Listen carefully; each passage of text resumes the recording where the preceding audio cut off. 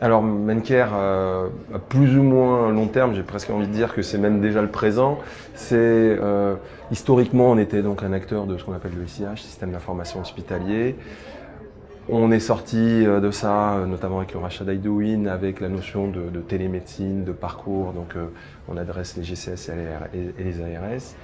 Et donc plus récemment, et puis je peux le dire parce qu'on a eu l'accord de ce nouveau client, on vient de signer une affaire il y a quelques mois avec la MGEN, donc la Mutuelle Générale de l'Éducation Nationale, dans le cadre d'un de leurs projets qui s'appelle ViveOptime, qui donc vont généraliser, qui est en quelques mots du coaching en santé pour leurs adhérents. Donc votre question, quelle est effectivement l'évolution? Je pense que c'est l'évolution vers tout type d'opérateurs, et les mutuelles sont un des opérateurs qui vont faire de l'éducation en santé par exemple.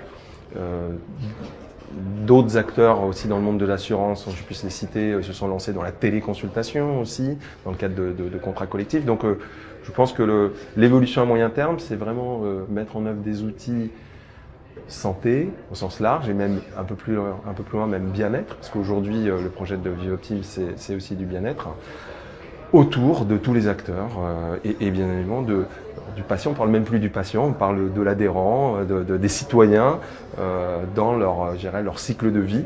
Donc je pense que le virage qu'on a commencé à prendre au travers de ce projet, et on espère de futurs projets, c'est effectivement cette migration vers les systèmes de santé et de bien-être de demain, et avec bien évidemment les technologies d'aujourd'hui, de la mobilité, du cloud, qui vont nous permettre de faire des choses formidables.